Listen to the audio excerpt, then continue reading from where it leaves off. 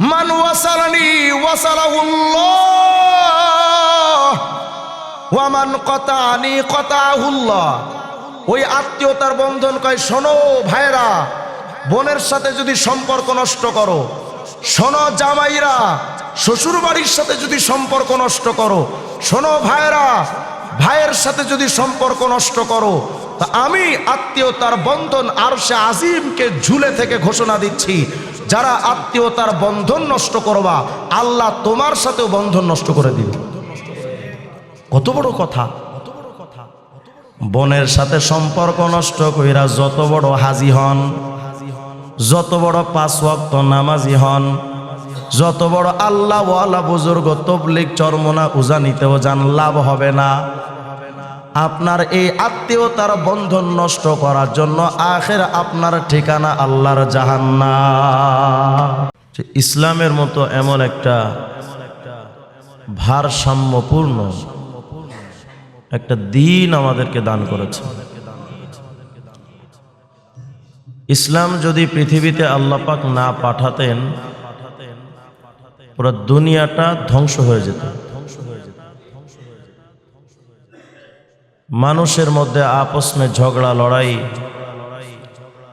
ভাই ভাইয়ের দ্বন্দ্ব, বাবা সন্তানের দ্বন্দ্ব, একে অপরকে ফাঁকি দেওয়া, মানুষের উপরে জুলুম করা, এগুলো কিছুই বন্ধ হতো না। বরং যারা ইসলাম পালন করে না তাদের ইতিহাস তালাশ করতে দেখা যায় যে তাদের নীতি হচ্ছে জুলুম করা। ইহুদিবাদী শক্তি ইসলাম পালন করে না, তাদের জুলুম বাচ্চাদেরকে পর্যন্ত ছাড় দেয় না। ফেরাউন ইসলাম পালন করত না, প্রায় 1 লক্ষ বাচ্চা শিশু হত্যা করেছে। কারণ যারা ইসলাম পালন করে না, যাদের কাছে ইসলাম নিরাপদ নয়, তাদের কাছে মানুষ, জনগণ, মানবতাও নিরাপদ হয় না, সমাজ ব্যবস্থা নিরাপদ হয় না, অর্থনৈতিক অবস্থা নিরাপদ হয় না। যদি সমাজের মানুষ ইসলাম পালন করত, পেঁয়াজের দাম এত বাড়ত না, কাঁচামরিচের দামও এত বাড়ত না। যেই জায়গায় দেখবেন যে জুলুম চলছে, ওই জায়গাটাই খবর নেবেন যখন ইসলাম নাই। ইসলাম থাকলে কেউ কারো উপর ক্ষতি করতে পারে না। আমাদের সমাজ ব্যবস্থাটা এখন এতটা নোংরামির পর্যায়ে পৌঁছে গেছে, যেটা হওয়ার না সেটাই হচ্ছে, যেটা করার নয় সেটাই আমরা করতেছি, আর যেটা হওয়ার দরকার, করার দরকার, তার ধারেও কাছেও আমরা যাই না। আজও পর্যন্ত যারা ঘুষ থেকে বেঁচে আছে, আজও পর্যন্ত যারা সুদ থেকে বেঁচে আছে, খবর নিয়ে দেখবেন যে ওদের পেছনে কোনো আলেমদের মেহনত আছে। খবর নিতে হবে যে তার পেছনে কোনো ইসলামী দিক নির্দেশনা আছে। যদি বলেন হুজুর নৈতিকতার কারণেই তো অনেকে সুদ বর্জন করে, ভুল কথা। পৃথিবীতে এখন নৈতিকতা বলতে কিচ্ছু নাই ইসলাম ছাড়া। যদি নৈতিকতার কারণে সুদ বর্জন করা হতো, তো এত বড় বড় শিক্ষিত মানুষ, ডক্টর ইউনূসের মতো মানুষও কিভাবে সুদের বন্যা বইয়ে দেয়? ধনী মানুষরা কিভাবে সুদের বন্যা বইয়ে দেয়? বরং সুদ খাওয়ার জন্য তার নামটাও পরিবর্তন করে নাম দিয়েছে ইন্টারেস্ট, মুনাফা, লভ্যাংশ। আল্লাহ বলেন যে সুদ মানুষকে নষ্ট করে, আর এরা কয় লভ্যাংশ। তার মানে বোঝাতে চায় সুদ দিয়ে লাভ হয়। আল্লাহ বলেন ক্ষতি হয়, এরা কয় লাভ হয়। তো এই যে সমাজ ব্যবস্থা চলছে পৃথিবীতে বর্তমান, এই সমাজ ব্যবস্থা যতদিন পর্যন্ত মানুষ ভাঙতে না পারবে, আম জনতার কপালে আর যাই কিছু হোক না কেন শান্তি আসতে পারে না। শান্তি দেওয়ার মালিক কে? বলেন না কে? তো শান্তি দেওয়ার মালিক যদি আল্লাহ হন, সুদের টাকা আমরা শান্তি তালাশ করলাম কেন? ঘুষের মধ্যে আমরা শান্তি তালাশ করলাম কেন? জুলুমের মধ্যে আমরা শান্তি তালাশ করলাম কেন? আচ্ছা বলেন তো, গুনাহের জায়গা কোনটা? জান্নাত না জাহান্নাম? জাহান্নামে তো খুব সুখ শান্তি, তাই না? শান্তি নাই? তো জাহান্নামে যদি শান্তি না থাকে, ওই জাহান্নামের কর্ম যারা সম্পাদন করে এই গুনাহগারদের অন্তরে আর যাই কিছু হোক শান্তি থাকে না। ঘুম নাই, শান্তি নাই, বউ কথা শোনে না, বাচ্চা আর একদিকে দৌড় দেয়, গাঞ্জা খায় কুত্তার পা ধরে ক্ষমা চায়, আছে না? হারামে কখনো আরাম পাওয়া যায় না। এই যে সমাজ ব্যবস্থা চলছে এখন বর্তমান, উচ্চ শিক্ষিত মানুষগুলো ওই জঘন্যতার মধ্যেই নিপতিত। বিয়ে করতে গেলে যেটা হওয়ার দরকার সেটা না করে উল্টাটা করছে। নেতা নির্বাচনের ক্ষেত্রে যাকে করা দরকার তাকে না করে অন্য কাউকে করতেছে। মানুষ মরে গিয়েও তো এখন শান্তিতে নাই, মরলেও বিপদ। এই যে সমাজ ব্যবস্থা আমার সামনে চলছে, আল্লাহ পাকের রাসূলের দিক নির্দেশনা একরকম, আমাদের দিক নির্দেশনা আর এক রকম। মানুষ এখন মরেও শান্তিতে নাই। হুজুর কি সমস্যা? মরলে ও লোকটা তো গেল কবরে, মরলে ও লোকটা তো গেল কবরে, কিন্তু তার জনগণ, তার পরিবারের সদস্যরা যে মারাত্মক বিপদে পড়ে গেল। ইসলাম বলছে কোন ব্যক্তি যদি মারা যায় খানার আয়োজন হবে না। ইসলাম কি বলে? কোন লোক যদি মারা যায় তার খানার আয়োজন করা যাবে। রাসূল করিম সাল্লাল্লাহু আলাইহি ওয়াসাল্লাম যখন জাফর রাদিয়াল্লাহু আনহু যখন ইন্তেকাল করলেন, তার পরিবারের লোকদেরকে বলা হলো, তার পরিবারের লোকদেরকে তাদের জন্য বলা হলো, ইসনাউলি আলী জাফর, জাফর যে মারা গেছে, ইসনাউলি আবি জাফর তো আমা, জাফর তো মারা গেছে, তার পরিবারের জন্য তোমরা খানা পাকাও। খানা পাকায়া তাদের পরিবারের মধ্যে পৌঁছে দাও। কারণ ফাকাদ আতাহুম মা শাগালাহুম, তাদের উপরে এখন বিরাট বিষণ্ণতা এসেছে। তারা এখন তার মৃত ব্যক্তিরে কবরস্থ করার জন্য তারা পেরেশানিতে আছে, মশগুল আছে। সুতরাং তার পরিবারের জন্য ইসনাউলি আলী জাফর তো আমা, খাবার পাকাও। তাহলে ইসলামের নিয়ম হলো যদি কোনো ব্যক্তি মারা যায়, ইসলামের নিয়ম হলো যদি কোনো ব্যক্তি মারা যায় ওই মৃত পরিবারের জন্য খানার ব্যবস্থা করা। আর আমাদের এই নোংরা সমাজ ব্যবস্থা বলে যে লোক যদি মারা যায় জানাজার সামনে রাইখা, ভাই আগামী 3 দিন 10 দিন পর যারা আসছেন জানাজায় সবার দাওয়াত। পরিবারের অবস্থা যদি খানার আয়োজন না করে, ওই তুই সন্তান নামের কুলাঙ্গার, বাপ মরে গেল খানার আয়োজন করলি না, বলে না? বলে না? সন্তানের উপরে এখন খড়গ নেমে আসে, বাবা মারা গেছে, এখন 1000 মানুষের খানা পাকাও। ও লোকটা এমনিতেই শোকাগ্রস্ত, ও লোকটা এমনিতেই বিষণ্ণ, তার পরিবারটা এমনিতেই পেরেশানি আর ভরাক্রান্ত। আর আপনার এই নোংরা সমাজ বলছে যে তার উপরে খানার দায়ভার চাপিয়ে দাও। এখন এই লোকটা তার বিষণ্ণতাই থাকবে না খানার ব্যবস্থাপনায় থাকবে? ইসলাম বলছে একরকম, আমরা করে দিচ্ছি আর এক রকম। যদি বলেন হুজুর অসুবিধা কি খানা পাকাইলে, 1 নাম্বার তো এটা নবীজির সুন্নাহ বিরোধী বিদআত কাজ। আর এক দিক থেকে তার পেরেশানির উপরে আর এক পেরেশানি চাপিয়ে দেওয়া।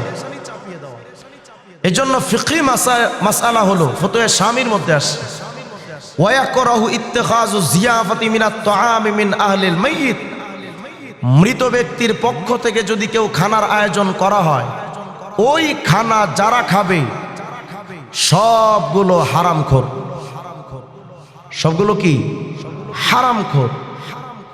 মৃত ব্যক্তির ইন্তেকালের পর তার খানার ব্যবস্থা করা যাবে না। কিন্তু আমাদের এই সমাজ ব্যবস্থা বলে যে না, মরলে ওর পরিবারের উপরে আরো বিপদ চাপায় দেয়।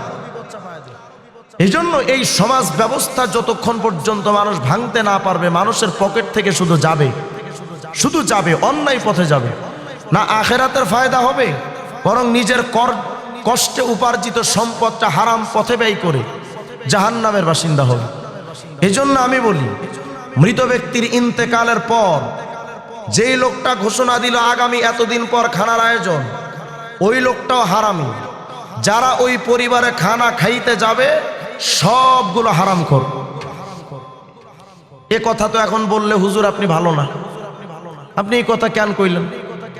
তো এই মসজিদের মেম্বারটা তো আমাদের কাছে আমানত, যদি আমরা আপনাদেরকে না বলি তো বলবে কারা? সংশোধন তো হওয়া জরুরি। বর্তমান সমাজ ব্যবস্থা বলছে একজন মেয়ের বিয়ের হওয়ার পর এই মেয়েটাকে বিদায় করার জন্য 10 লাখ টাকার যৌতুক দাও, 10 লাখ টাকার সামানা দাও, একেবারে খাট পালঙ্গ থেকে নিয়ে যা কিছু দরকার সব দাও। যৌতুক তো আমাদের বাংলাদেশে নাই, তো থাকলে কথা বল না, আছে না নাই? শুধু কি যৌতুক? যৌতুকের চশমা, যৌতুকের ঘড়ি, যৌতুকের মোবাইল, যৌতুকের ল্যাপটপ, যৌতুকের ফ্রিজ, যৌতুকের ফ্যান, যৌতুকের টিভি, যৌতুকের মোটরসাইকেল, যৌতুকের খাট, যৌতুকের বিছানা, যৌতুকের কোট, যৌতুকের টাই, যৌতুকের মোজা, যৌতুকের জুতা, যৌতুকের জেঙ্গা, যৌতুকের 1 প্যাকেট আকিস বিড়ি। কথা কয় না? ঝাঁটা পর্যন্ত যৌতুক নাই মুসলমান। ঝাঁটা চিনেন তো? ঝাড়ু পর্যন্ত যৌতুক নেই। ফলের সময় যখন আসবে, ফলের সিজন, এবার মেয়ের পরিবারের পক্ষ থেকে ফল পাঠাতে হবে। আর কথা কয় না? ফল পাঠাও। যদি না পাঠাই বলে এটা সামাজিক বিরোধী কাজ। না পাঠাইলে তুমি যে কাজটা করলা এটা তো ইসলাম বিরোধী। তোমার এই নোংরা সমাজটাকে তো ইসলাম দিয়ে সাজানো দরকার। একটা মেয়ের বিয়ে হওয়ার পর, কবুল বলার পর তার টোটাল দায়িত্বটা স্বামীর না বাপের? বলে না কার? তার ভরণ পোষণ থেকে নিয়ে, খাওয়া দাওয়া থেকে নিয়ে, বাসস্থান থেকে নিয়ে যা কিছু দরকার সব দিবে স্বামী। অথচ বিয়ে হওয়ার পর বিদায় করার আগ পর্যন্ত টোটাল দায়িত্ব বাপের। কয় হুজুর আমারে যদি 500 লোক যদি এর বাড়িতে খানা খাইতে না নিয়ে যায়, আমার তো ইজ্জত থাকে না। কত বড় ইজ্জত আলী! আমার তো মান সম্মান থাকবে না, আমার 500 লোক নিতে হবে। মনে রাখেন, বরযাত্রী হিসেবে যারা যায়, মেয়ের বাবা যদি খানার আয়োজন করে, ওই খানাগুলো যত বরযাত্রীর সদস্য খাবে, একটাও মেহমান নয়, সবগুলো হারামখোর। একটা মেয়েকে বিয়ে দেওয়ার সময় বাপের 1 পয়সা খরচ করা যাবে না। এটাই ইসলাম। ইসলাম কত সহজ করে দিয়েছে। একটা মেয়ে বড় করতে গেলে একজন বাবার কত টাকা খরচ হয়? একটা ছেলে মানুষ করতে গেলে, বড় করতে গেলে যত খরচ হয় তার ডাবল, বরং ডাবলের ডাবল খরচ একটা মেয়ে বড় করতে। আবার এই মেয়েটা তার বাপের সমস্ত সন্তানের মধ্যে সবচাইতে বেশি প্রিয় হয় মেয়েরা। যারা মেয়ের বাবা আছেন তারা বুঝেন, মেয়ে বাপের কাছে সবচাইতে আপন হয়। একজন বাবা এত কষ্ট করে, এত মেহনত করে, নিজের মাথার ঘাম পায়ে ফেলে ওই টাকা দিয়া তোমার মেয়েকে তার মেয়েকে বড় করলো, তার হৃদয়ের কলিজার টুকরা দুলালিটারে তোমার হাতে উঠায়া দিল। এই মেয়েটা তার বাপের আদর পাবে না, এই মেয়েটা তার ভাইয়ের আদর পাবে না, এই মেয়েটা তার মায়ের আদর পাবে না, বরং এই মেয়েটা তোমার ঘরে যে গেল, কি হিসেবে গেল? তোমার ঘরের চাকরানি হয়ে গিয়েছে, খবর লও। তোমার ঘরের কাজের মহিলার মতো হয়ে গিয়েছে, খবর লও। এরপরেও এই মেয়েটার বাপের কাছ থেকে যৌতুকের টাকা চাও কেমনে তুমি মিয়া? তোমার তো লজ্জা থাকা দরকার। সমাজের সবচাইতে ছোট লোকের বাচ্চা হলো তারা মেয়ে পরিবারের কাছ থেকে যৌতুকের টাকা দাবি করে যায়। এদের চাইতে ছোট লোক, বেহায়া, বেলাজা সমাজ আর হতেই পারে না। কিভাবে চাইলেন আপনি? হায় হায়! এখন যৌতুক না দিলে ছেলের মায়েরা কি বলে? বৌমারে যে বৌমা, অনেকে তো লজ্জায় সরাসরি বলতে পারে না, কয় বৌমা পাশের বাড়ির মহিলা কত কিছু আনছে, তোমার কি মনে টনে চায় না? কত কয় না? আবার কিছু কিছু মহিলা তো আছে ডাইরেক্ট ডাইনি, পাশের বাড়ির ওরা এত কিছু আনতে পারে, তুই কেন আনলি না, দে মায়ের। কত কয় না? এগুলো শাশুড়ি নয়, শাশুড়ি নামের কলঙ্ক এগুলো। আপনি একজন মহিলা হয়ে আর একটা মহিলার কাছ থেকে যৌতুকের টাকার দাবি করেন কেমনে? আপনি যৌতুকের টাকা দাবি না করে রাস্তায় প্লেট নিয়ে ভিক্ষা করেন, আপনার ভিক্ষার টাকা হালাল, যৌতুকের টাকা হারাম। আশ্চর্য ব্যাপার, সমাজটা এখন এতটা নোংরামিতে পৌঁছে গেছে। দেওয়ার দরকার ছিল উল্টা মেয়েরে মোহর দাও, এখন মোহর তো নির্ধারণ করে কত, কয় 10,50,383 টাকা 24 পয়সা। হারামি দেয় না 1 টাকাও। কথা কয় না? এই যে যৌতুকের টাকা নির্ধারণ করলেন, দিলেন না, দেওয়ার নিয়ত নাই, কিয়ামতে স্বামী হিসেবে উঠবেন না, জেনাকার হিসেবে উঠবেন। যৌতুক ছাড়া কোনো বিয়ে হয়? আমাদের সমাজ ব্যবস্থা এতটা নোংরামিতে পৌঁছে গেল। আবার আপনারাও যারা যৌতুক নেয় না, তাদের কাছে বিয়ে দেন না। কথা কয় না? হুজুররা যৌতুক নেয়, আর কথা কয় না, যৌতুক নেয় হুজুররা, এদের কাছে তো বিয়ে দিবেন না। হুজুরের কাছে বিয়ে দিলে কি খাওয়াইবো, চিন্তা করেন, এর মেয়ের পেটটা কত বড়, ও মনে হয় আখেরি খাওয়ান খায়। এই মেয়েটার হুজুরের কাছে দিবে না, হুজুরের কাছে দিলে কি করে খাইবো, হুজুররা না খেয়ে থাকে না। কথা কয় না?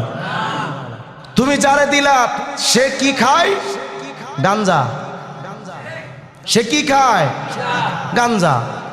গাঞ্জা খায় রাস্তার মধ্যে কুত্তার পা ধরে রেখে, আব্বা আমার মাফ করে দে।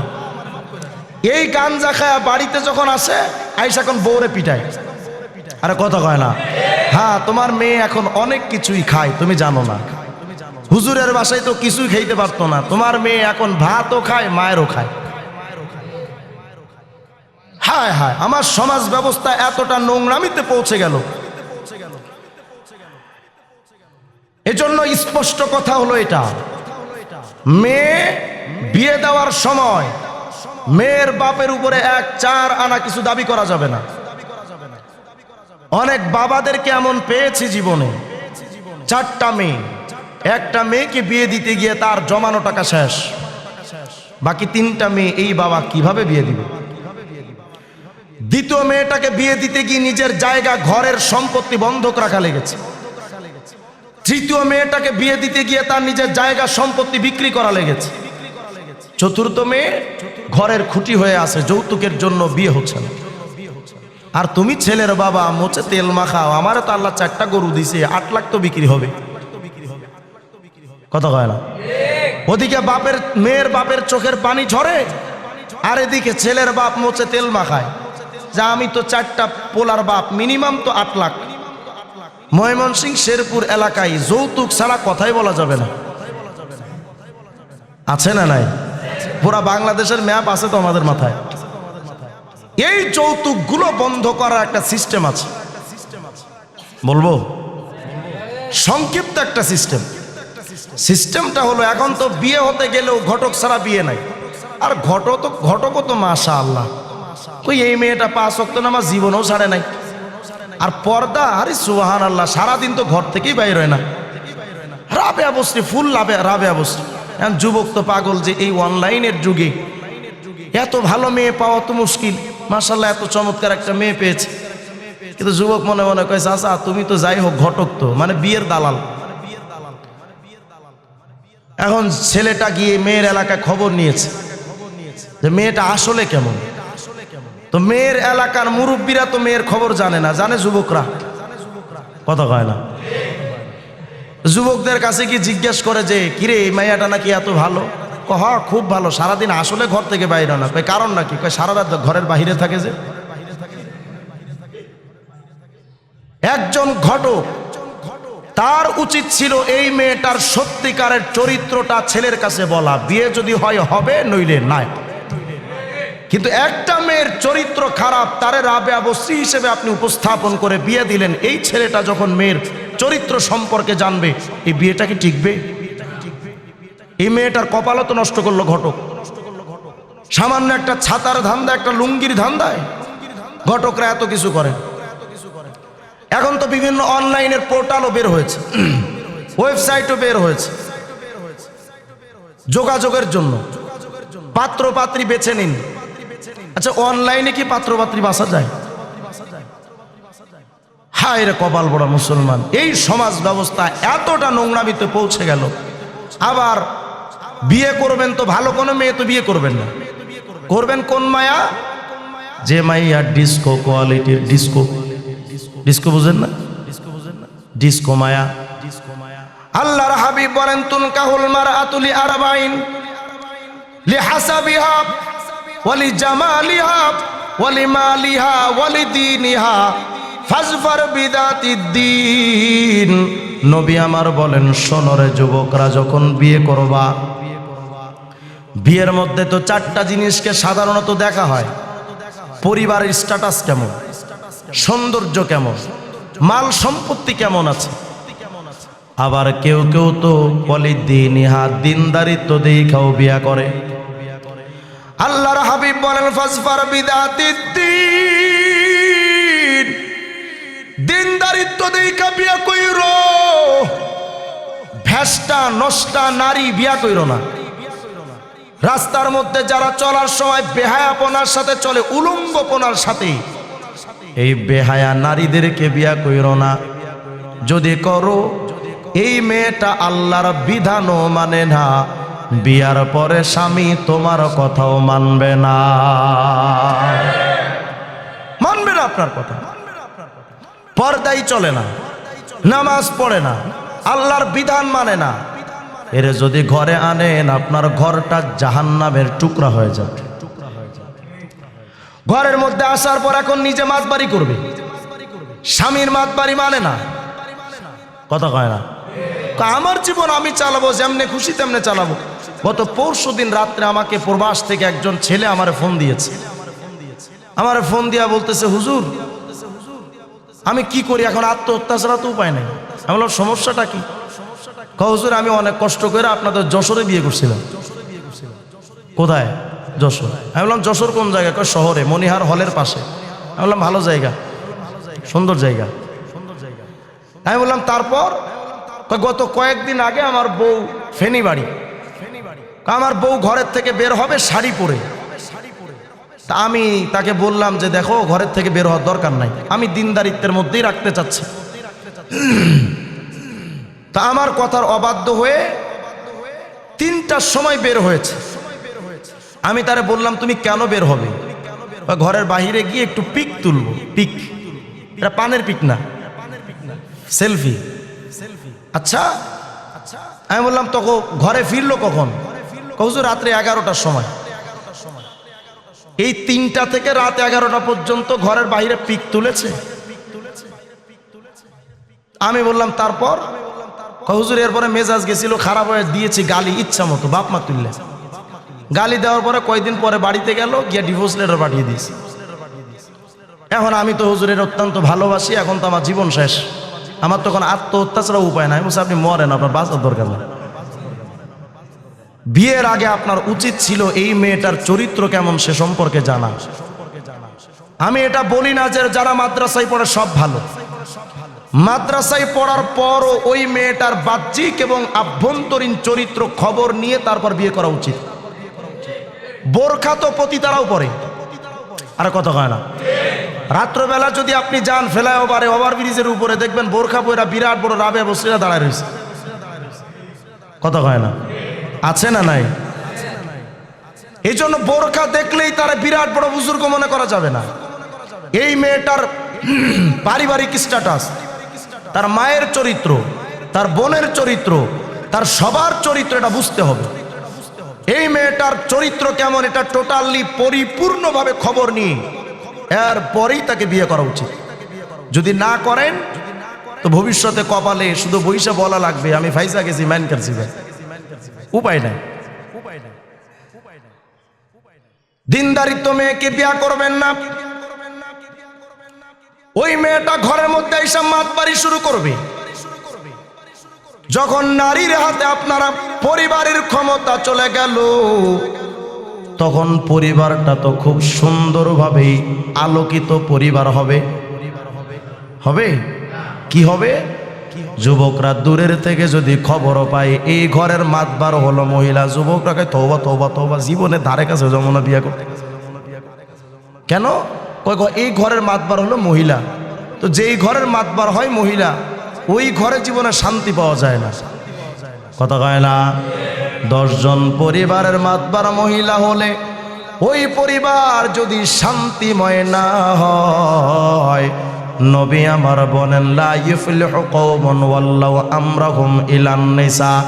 এই বাংলাদেশের 16 কোটি জনতা, তোমাদের এই 16 কোটি মানুষের পরিবারের মাতবাড়ি যখন নারীর কাছে তৈলা দিবা, তোমাদের কপালেও শান্তি পাওয়ার আশা না,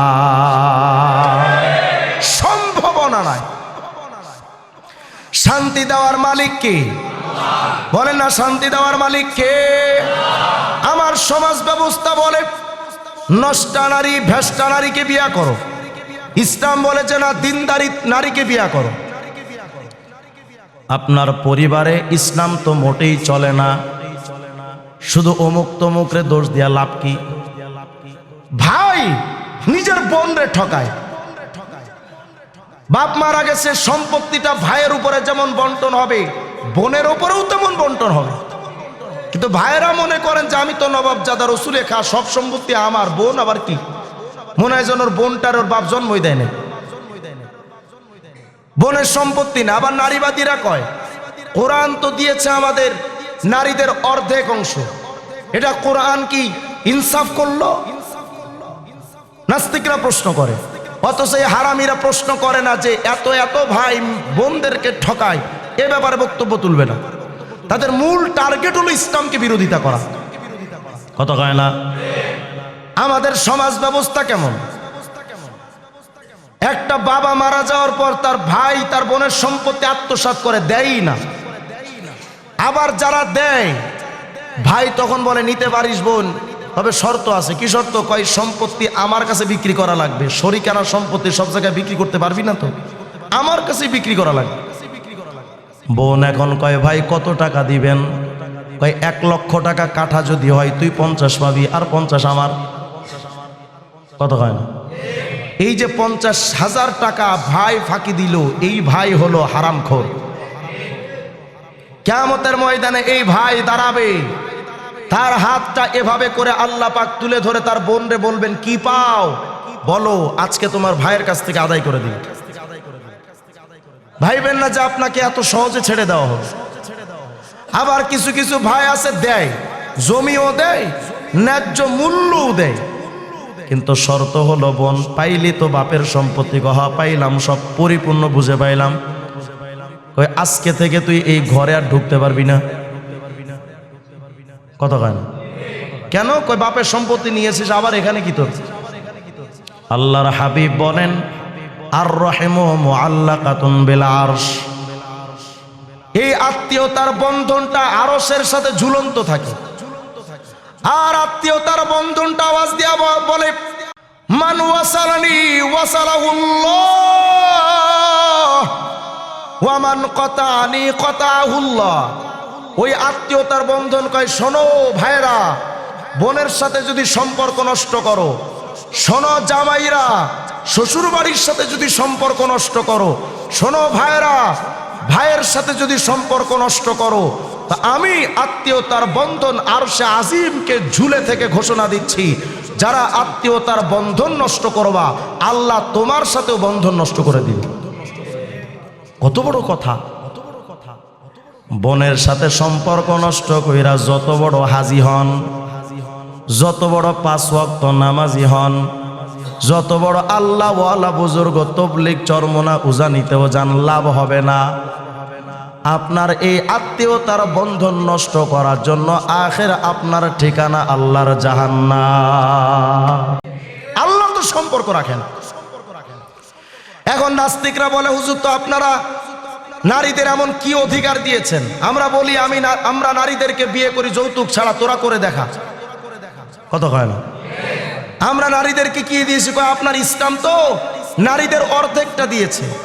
দলিল দেয় আল্লাহ পাক সূরা নিসার 11 নম্বর আয়াতের মধ্যে বলেন, ইউসিকুমুল্লাহু ফি আওলাদিকুম লিয-যাকারি মিসলু হাজ্জিল উনসায়াইন।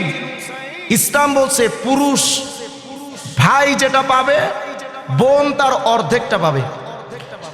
এখন নারীবাদী এবং নাস্তিকদের বিরাট প্রশ্ন যে আল্লাহ তাহলে কেন নারীদেরকে ঠকালেন না? পুরুষদের দিলেন পুরাটা, মেয়েদেরকে দিলেন অর্ধেক, এটা কি ঠক হলো না? আচ্ছা, নারীদেরকে জিতাতে গিয়ে পুরুষকে ঠকানোর সুযোগ আছে, আবার পুরুষকে জিতাতে গিয়ে নারীকে ঠকানোর সুযোগ আছে।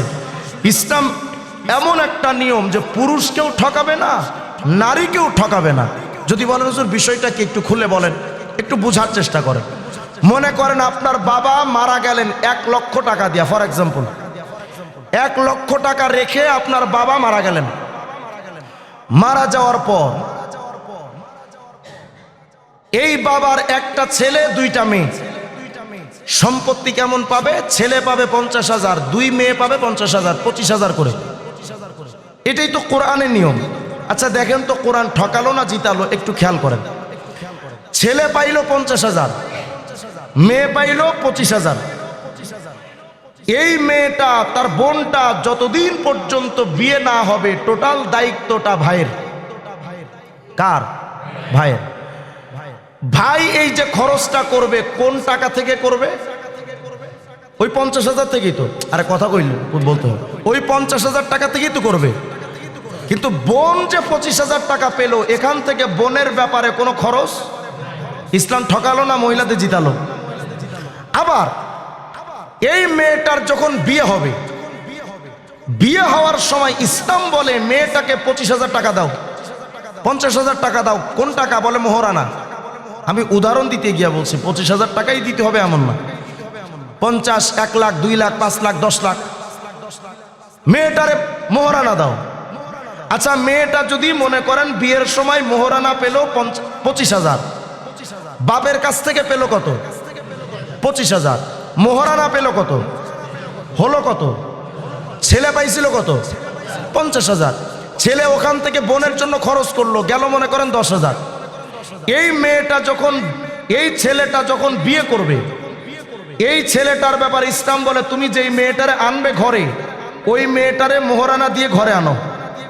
মোহরানা দিল 25,000, এক্সাম্পল মোহরানা দিল 25,000। ছেলের গেল কত? বলে না গেল কত? 35,000। মেয়ের হলো কত?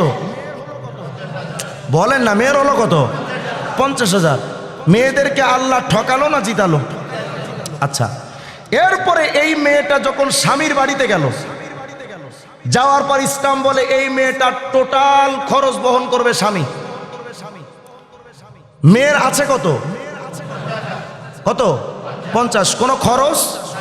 ভাইয়ের কাছে থাকা অবস্থায় খরচ নাই, স্বামীর বাড়িতে যাওয়ার পরেও খরচ নাই, মেয়ের 50,000 টাকা জমা থাকলো। আচ্ছা এই যে ছেলেটা পেল 50,000, আগে গেল কত? 35, 10 আর ওদিকে 25 মোহরানা, গেল কত? আছে কত? 15,000। এই ছেলেটা যখন বিয়ে করবে তখন তার বউকে দেওয়া লাগলো 25,000, গেল কত? গেল কত? 25 আর 35 কত? 60। ভাইয়ের ঘাটতি কত? 10,000। মেয়ের কাছে আছে কত? ভাইয়ের ঘাটতি কত? ইসলাম মেয়েদের ঠকালো না জিতালো? আর জালেমরা বলে ইসলাম মেয়েদেরকে ঠকিয়েছে। ইসলাম এত সুন্দর ভাবে তারে দিল। এখন প্রশ্ন হলো হুজুর তাহলে এই ছেলেটা যে ঠকলো? না, ছেলে ঠকে নাই। ছেলে তো বাহিরে ব্যাপকভাবে কাজ করতে পারবে, চাকরি করতে পারবে, ব্যাপকভাবে কাজ করতে পারবে। মহিলাদেরকে চাকরি করার ব্যাপারে ইসলাম ব্যাপকতা দেয়নি। ইসলাম বলে মহিলা তোমরা যদি চাকরি করতে চাও পারবে, তবে সীমাবদ্ধতার মধ্যে, বোরখা পরে তোমরা পরিপূর্ণ পর্দায় থেকে চাকরি করতে পারবে। তবে চাকরি যদি পর্দার মধ্যে পরিপূর্ণ ইসলাম মেনে করে, হয়তো মহিলা চাকরিতে বেতন পাবে কম, ছেলেটা তো দিদারসে চাকরি করতে পারবে, বেতন পাবে বেশি। তাহলে এই ক্ষেত্রে ইসলাম ছেলেদের ঠকালো না জিতালো? জিতালো ছেলেদেরকে। ওদিকে ইসলাম কমিয়ে দিয়েছিল, এদিকে বাড়ায় দিল। বলেন এখন ছেলে মেয়ের মধ্যে সমতা আছে না ঠকজিত হয়েছে? সমতা হয়েছে কিনা? নাস্তিক্যবাদ বলে যে ইসলাম মেয়েদেরকে ঠকিয়েছে। যত বড় চিটিংবাজি, ধাপ্পাবাজি, বাটপারি যদি পেতে চান, চিড়িয়াখানায় যাওয়ার দরকার নাই, নাস্তিকদের কাছে গেলেই পাওয়া যায়। কিভাবে তারা ইসলামকে শুধু প্রশ্নবিদ্ধ করা যায়, শুধু সেই চেতনায় থাকে। ওদিকে মেয়েদেরকে যে বর্তমান সমাজ ব্যবস্থায় এক চার আনা দিল না, নাস্তিকরা এভাবে কথা বলবে না। ইসলাম কেন অর্ধেক দিল? আরে বেটা, ইসলাম তো অর্ধেক দিয়েছে, তো সমাজ ব্যবস্থা তো কিছুই দেয় নাই। আল্লাহ আমাদের এই নাস্তিক্যবাদের থেকে আল্লাহ পাক হেফাজত করেন, বলেন আমিন। এরপরে এই সমাজ ব্যবস্থা আপনাকে বলে সুদ দিতে হবে ধার নিতে গেলে। ইসলাম বলে যে না, ওয়া আকরিদুল্লাহ করদান হাসানা। ইসলাম বলে দেখো, তোমার সমাজ ব্যবস্থা বলে ধার নিতে চাইলে সুদ দেওয়া লাগবে। শতকরা 10%, 20%, সুযোগ পাইলে তো 100%ও চাপায় দেয়। ভাবতেছেন যে যারা আপনাদেরকে ধার দেয় এরা খুব দয়াবান, এদের মতো জালেম পৃথিবীতে হয় না। সুযোগ পাইলে আপনার কাছ থেকে 100% সুদ নিবে। ইসলাম বলে যে না, ওয়া আকরিদুল্লাহ করদান হাসানা, কম বেশ হবে না। তোমরা মানুষকে করজে হাসানা দাও, মানুষকে উত্তম ধার দাও। তবে এখন তো পরিস্থিতি এমন হয়ে গেছে সমাজ ব্যবস্থায়, ধার দিতে গেলে, ধার দিলে হয় নেকি, আদায় করতে গেলে হয় কবিরা গুনাহ। কথা হয় না? মানুষ যখন ধারের টাকা নেয় তখন এটা হাদিয়া মনে করে নেয়। আমি গত পরশুদিন হিসাব করলাম, খুচরা যে ধার নিয়েছে আমার থেকে মানুষ 3 লাখ টাকা। এখন একজনের কাছে টাকা দিলাম আমি 1.5 লাখ। ফোন দিলাম যে ভাই কি খবর, টাকাগুলো? ওগুলো নষ্ট হয়ে গেছে, মানে আর পাওয়ার সম্ভাবনা নাই। এখন ওর থেকে আদায় করার একটাই রাস্তা, আইনা বাইন্দা পিটামু, তারপরে টাকা দিবে, এর আগে দিবে না। তো যদি এমন পরিবেশ পরিস্থিতি সমাজ ব্যবস্থা চলতে থাকে তো মানুষ ধার দিবে কেমন? এখান থেকেও তো আমাদের ফিরে আসা দরকার। তবে ইসলাম বলছে দেখো, যদি ধার দিতে চাও, আমরা তখন ইসলামও মানি না, যে কারণে আমাদের এত সমস্যা। ইসলাম বলে দেখো, সূরা বাকারা 282 নম্বর আয়াত, ইয়া আইয়ুহাল্লাযীনা আমানু ইযা তাদায়ানতুম বিদাইনিন ইলা আজালিন মুসাম্মা ফাকতুবুহু ওয়া লিয়াকতুব বাইনাকুম কাতিবুম বিল আদল। তোমরা যখন মানুষকে ধার দিবে তখন স্টাম্প করো। কি করবা? সুন্দর করে এটা লিখে রাখো। তবে সাক্ষী থাকতে হবে একজন দিনদার, ইনসাফওয়ালা।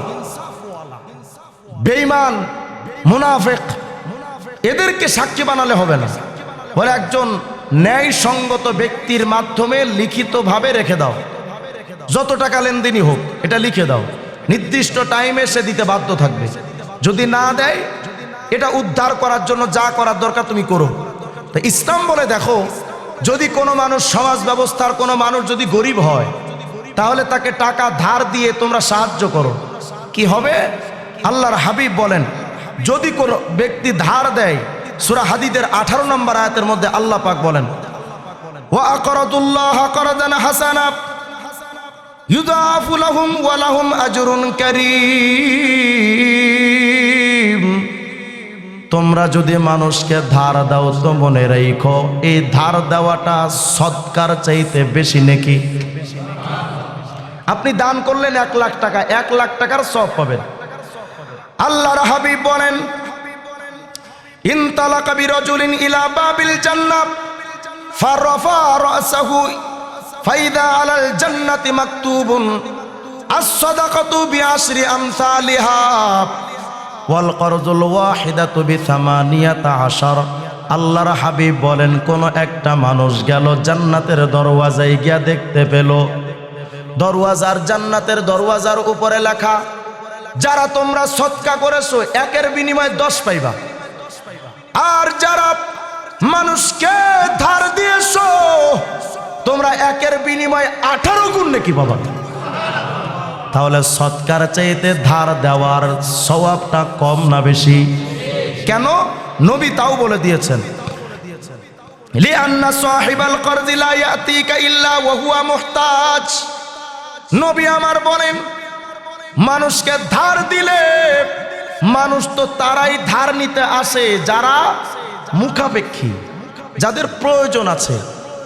কিন্তু ওয়া ইন্না সাদাকাতা রুবামা উদিয়াত ফি গিনা ফি গনিগিন, নবী বলেন কিছু কিছু ক্ষেত্রে তোমরা তো সদকা দাও ধনীদের কাছেও, যারা মুখাপেক্ষী না তাদের কাছেও তো সদকা পড়ে যায়। আপনি যত টাকার মালিক, ঢাকা শহরের ভিক্ষুকরা আপনার চাইতে বেশি টাকার মালিক। খবর লন, অনেক ভিক্ষুকের বাড়িও আছে কিন্তু পুরান অভ্যাস ছাড়তে পারে না। এটা আমার বরকতের জায়গা, পুরান অভ্যাস ছাড়তে পারে না। তো দান করলে তো অনেক সময় অমুখাপেক্ষীদের হাতেও পড়ে, কিন্তু যারা ধার নিতে আসে তারা কিন্তু মুখাপেক্ষী হয়েই আসে। এই জন্য আল্লাহর হাবিব বলেন তোমরা দান সদকা করো, তো আল্লাহ পাক রব্বুল আলামিন তোমাদেরকে ফায়ুযাআফু, তোমাদেরকে এই দানের তোমরা যে ধার দিলা এই ধারের নেকিটা আল্লাহ দানের চাইতেও বাড়ায় দেবে। এখন তো আমাদের সমাজে আপনি যার কাছেই যান আগে চিন্তা করে 1 লাখ টাকা তোরে দিতে পারি, আমি কি পাবো।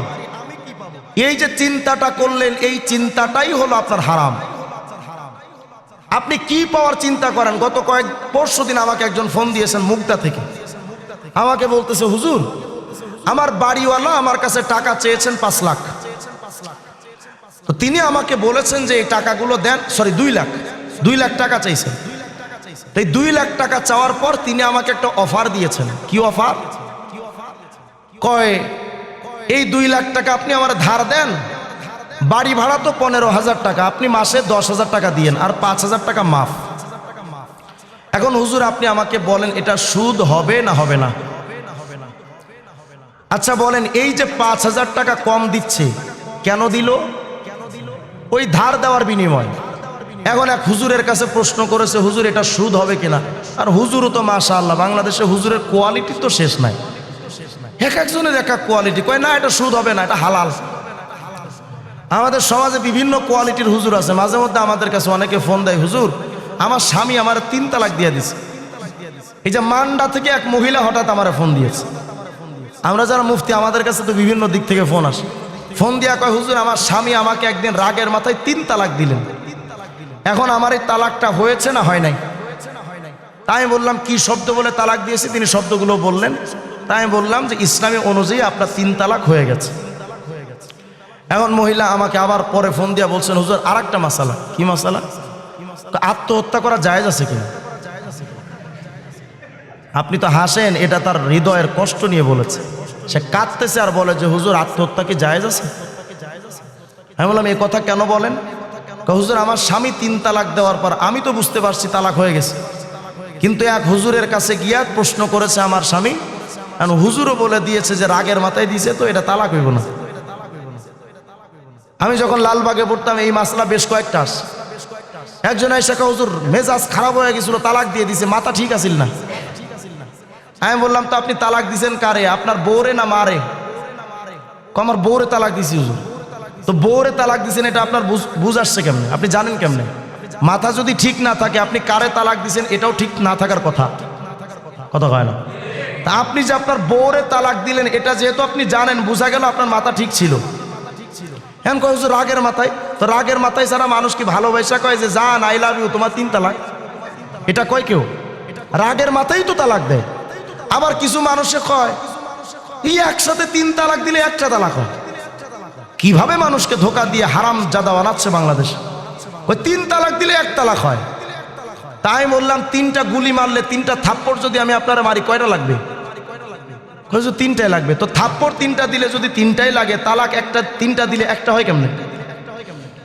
কিভাবে আপনাদেরকে সময়ের হুজুররা আপনাদেরকে ধোকা দিচ্ছে। এজন্য রাসূল আরবি আলাইহিস সালাম বলেন অদূর ভবিষ্যতে এমন একটা জাতি আসবে, মানুষ অনুসরণ করবে জুহালা জাহেলদের, ফলে ফাদাল্লু ওয়া আদাল্লু, তারা নিজেরাও পথভ্রষ্ট হবে মানুষকেও পথভ্রষ্ট করবে। এই জন্য মাসআলা নিতে গেলে খুব সতর্কতার সাথে মাসআলা নিতে হবে, বিশেষ করে তালাকের মাসআলা।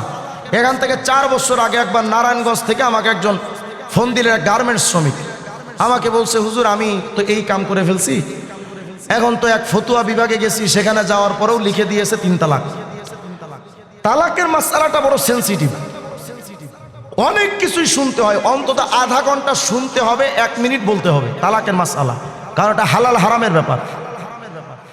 আমি তারে বললাম যে ভাই তালাকের মাসআলা তো আমি মোবাইলে দেই না, যদি আপনি তালাকের মাসআলা নিতে চান আপনার বউ আপনি একসাথে আমার কাছে আসতে হবে, আমার সামনে বসতে হবে, আমি 2 জনকে জিজ্ঞেস করব, অনেক বিষয় জিজ্ঞেস করার আছে, মোবাইল এটা সম্ভব না।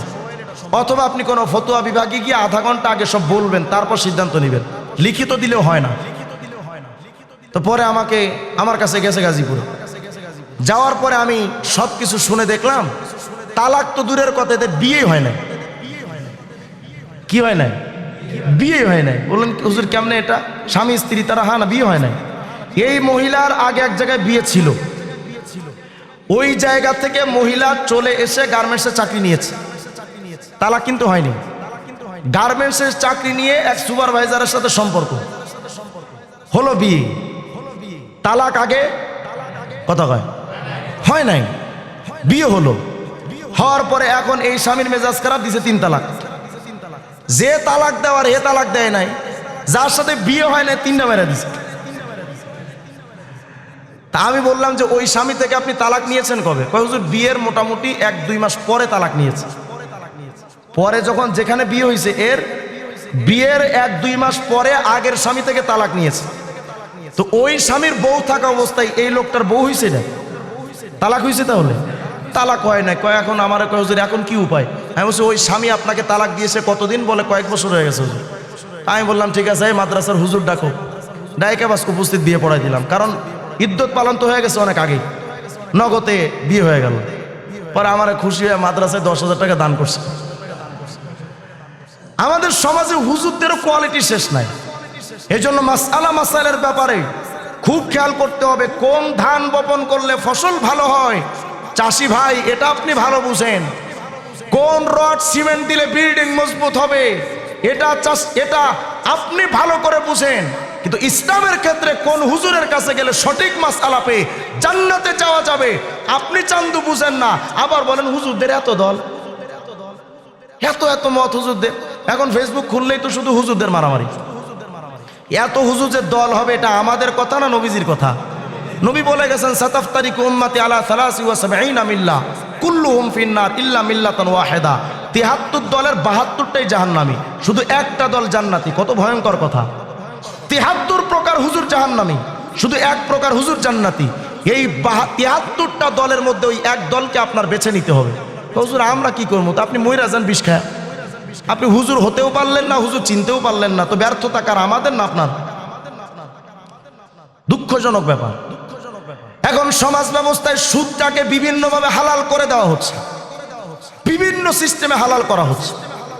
সবাই বলেন তো সুদ হালাল না হারাম? আপনার এই সমাজ ব্যবস্থা বলে সুদ জায়েজ। সোনালী ব্যাংক, রূপালী ব্যাংক সব এখন রাষ্ট্রীয়ভাবে পরিচালনা হচ্ছে সুদি কারবার। ইসলাম বলে সুদ থাকবে না। কেন? ধনীরা যদি গরিবদেরকে সুদবিহীন যদি ধার দেয়, এই গরিবরাও একদিন ধনী হয়ে যাবে। কিন্তু যদি আপনি টাকা চাপিয়ে দিয়ে আবার সুদ আদায় করেন, ফলাফল গরিবরা আরো গরিব হবে, ধনীরা আরো ধনী হবে। আমার সমাজে তো এখন এটাই চলতেছে, কিভাবে গরিবদেরকে নিষ্পেষিত করা যায় সেই চেষ্টাই চলতেছে। এই যে আমার বাংলাদেশের ট্যাক্সের ব্যবস্থা, এগুলোও চেঞ্জ করতে হবে। যদি বলেন হুজুর এর বিরুদ্ধে কথা বলে তো মামলা খাবেন, তো দেন না রে ভাই মামলা। ইসলাম যেটা বলে আমার তো দায়িত্ব ইসলামকে কথা বলা। ইসলামে কোনো ট্যাক্সের আইন নাই। আপনি বিদেশ থেকে একটা গাড়ি কিনলেন, দাম এলিয়ন গাড়ি 30 lakh, for example premium Allion 30 lakh. এই গাড়িটা যখন সরকার ওপার থেকে কিনে, জাপান থেকে কিনলো 10 লাখ টাকা দিয়ে, আমি আম জনতা কিনতেছি 30 লাখ টাকা দিয়ে, মাঝখানের 20 লাখ ট্যাক্স। ইসলাম বলে যে মুসলমানদের উপরে কোনো কর আরোপ করা যাবে না, জিজিয়া আরোপ করা যাবে না, ট্যাক্স নেওয়া যাবে না। যদি ইসলাম সমাজে প্রতিষ্ঠিত থাকতো তাহলে আপনি এই 30 লাখ টাকার গাড়ি 10 লাখ টাকায় পেতেন, জনগণ আস্তে ধীরে ধনী হয়ে যেত। কথা হয় না? কিন্তু আপনি দিয়া দিচ্ছেন রাজস্ব কোষাগারে, ফলাফল গরিবরা পায় না, নেতারা এই টাকা নিয়ে বিদেশে বাড়ি করে, ফলে ধনীরা ধনী হয়, গরিবরা তাদের গোলাম হয়। এই জন্য ইসলামী নিয়ম হলো জাকাত দাও, ট্যাক্স চলবে না, জাকাত দাও। জাকাত যদি বাংলাদেশের সব ধনীরা দিত, এই সকল ধনীরা যদি তার আশপাশের মানুষে জাকাত দিত, এক সময় একজন গরিব মানুষ সেও জাকাতের টাকা পেয়ে সেও ধনী হয়ে যেত। কিন্তু জাকাত তোলা হবে না, ট্যাক্স আদায় করো। ফলাফল ধনীরা আরো ধনী হচ্ছে, গরিবরা আরো গরিব হয়। এজন্য আমাদের আলেমদের স্লোগান হলো এই সমাজকে ভাঙতে হবে, ইসলামী সমাজ গড়তে হবে। যদি না করেন, সামনে নির্বাচন আসতেছে, আরো অনেক নির্বাচন বাংলাদেশে দেখবেন, বিভিন্ন কোয়ালিটি নির্বাচন। কি হবে? নেতারা আপনাদের কাছে আসবে, এক একজন নেতা হাতেম তাই হয়ে, আরে বাপ রে বাপ, টাকার অভাব নাই। আবার আমরা তো স্লোগান দিই, আমার ভোট আমি দেব, যারে খুশি তারে দেব। তোমার বাপের ভোট এটা, এটা আল্লাহ পাক প্রদত্ত তোমার কাছে আমানত। এই আমানতকে যথাযথ জায়গায় তোমাকে দিতে হবে। তুমি তোমার এই আমানতকে কোনো চোরকে দিতে পারো না, তোমার আমানত কোনো দুর্নীতিবাজকে দিতে পারো না, তোমার আমানত কোনো খোদাদ্রোহী নবীদ্রোহীকে দিতে পারো না, তোমার আমানত কোনো আলেম বিদ্বেষী ইসলাম বিদ্বেষীকে দিতে পারো না। কিন্তু এখন কয় আমার ভোট আমি দেব, যারে খুশি তারে দেব। স্লোগানটাও মিথ্যা কথা কয়। এদের স্লোগান হওয়া দরকার আমার ভোট আমি দেব, যেখানে ধান্দা ওখানে দেব। কথা হয় না। কুরবানির আগে গরু বিক্রি হয় 2 লাখে, আর ভোটের আগে মুসলমান বিক্রি হয় 200 টাকায়। আছে না নাই? নেতারা আনবে আপনার কাছে কারি কারি টাকা। আচ্ছা, আপনি কি মনে করেন নেতারা হাতেম তাই? হাতেম তাই? নেতারা আপনার কাছে এসে টাকা দিল, 1 লক্ষ ভোট ক্রয় করে নির্বাচিত হলো মনে করেন, ফর এক্সাম্পল। হওয়ার পর এই নেতার খরচ হলো 10 কোটি টাকা। এই নেতা যখন ক্ষমতায় যাবে কি করবে? ও তো চিন্তা করবে 10 কোটি খাওয়াইছি, 20 কোটি কিভাবে আসে, 50 কোটি কিভাবে আসে, সুদে আসলে তা আদায় করা লাগবে। এখন কি করে? একজন মানুষ যদি পুলিশে চাকরি নিতে যায়, দাবি করে 20 লাখের আগে চাকরি হবে না। এই পুলিশ যখন 20 লাখ টাকা দিয়ে চাকরি নিবে, সবাই তো আর না, যদি 20 লাখ টাকা দিয়ে চাকরি নেয়, এই পুলিশের বেতন কত? এই বেচারা তার 20 লাখ টাকা উঠাবে না? উঠাবে না? কথা হয় না। তখন আপনার কাছে আসবে, আপনি কোনো সমস্যা নিয়ে যাবেন, আপনার কাছে টাকা চাইবে। কথা কয় না। আবার একজন নেতা যখন 10 কোটি টাকা খরচ করে নেতা হইল, স্কুলের কোন টিচার যদি চাকরি নিতে যায়, বলে চাকরি হবে না, কত লাখ? 20 লাখ। শিক্ষকের বেতন কত? মনে করেন 40,000 বা 30,000। এই শিক্ষকটা যখন চাকরি নিল 20 লাখ টাকা খরচ করে, ওর ওই টাকাটার চিন্তা মাথায় আছে না নাই? কি করবে? এই শিক্ষক স্কুলে ভালো করে পড়াবে না, কোচিং সেন্টার খুলবে। খোলার পর আপনার ছেলে যখন ভালো রেজাল্ট করার জন্য কোচিংয়ে নিয়ে যাবেন, মাসে 5,000। আপনি শুরুতে পাইলেন কত? 200 টাকা। এখন পকেট থেকে শুধু যায়, শুধু যায়, আর আসে না।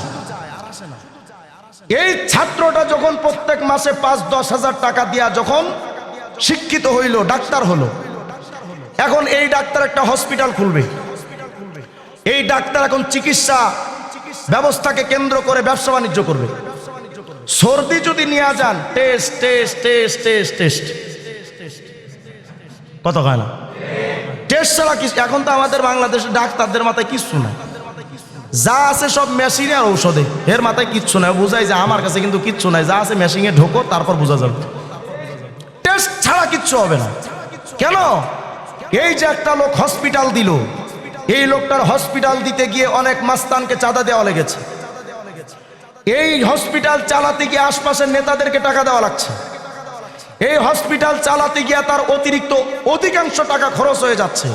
এই হসপিটালের মালিক টেস্ট দিবে না? দিবে না। তো আমার এই সমাজ ব্যবস্থা দিয়ে কিভাবে সোনালী সমাজের আকাঙ্ক্ষা করা হয়? চতুর্দিকে শুধু টাকা টাকা টাকা। এই জন্য আমরা বলি এই সমাজ ব্যবস্থাকে ভাঙতে হবে। ইসলামের সমাজ যদি থাকে, কোন নেতা যদি আপনার কাছে টাকা নিয়ে আসে, মনে করবেন এটা নেতা না, এটা চুরি করবে। এই নেতারে ভোট দিবেন না। ভালো একজন মানুষ দেখে তাকে বলবেন যে আমরা আপনার কাছে টাকা চাই না, আমরা আপনার কাছে নিরাপত্তা চাই, আমরা আপনার কাছে ন্যায় চাই। সরকারি যে টাকা আসবে, এই টাকাটা সমানভাবে আপনি বন্টন করবেন, এটা আপনার কাছে চাই। আপনিও খরচ করবেন না, আমাদের টাকাও খাবেন না। কিন্তু বাংলাদেশে এটা সম্ভব না। আমাদের বাংলাদেশের মানুষ হলো অধিকাংশ হলো চিটিংবাজ, ধান্দাবাজ। এরা কোনো দল করে না। আমাদের বাংলাদেশের মানুষের অনেকে কয় এরা আওয়ামী লীগ করে, বিএনপি করে। আমি বলি এরা কিচ্ছু করে না, এরা ধান্দাবাজ লীগ করে। কি লীগ? ধান্দাবাজ লীগ। ধান্দা যেদিকে মাথা সেদিকে, যেদিকে ছাতা ওদিকেই মাথা। এই জন্য বাংলাদেশের মানুষের এই 52 বৎসরের কপালে শান্তি কখনো আসেনি, আর আসতেও পারে না।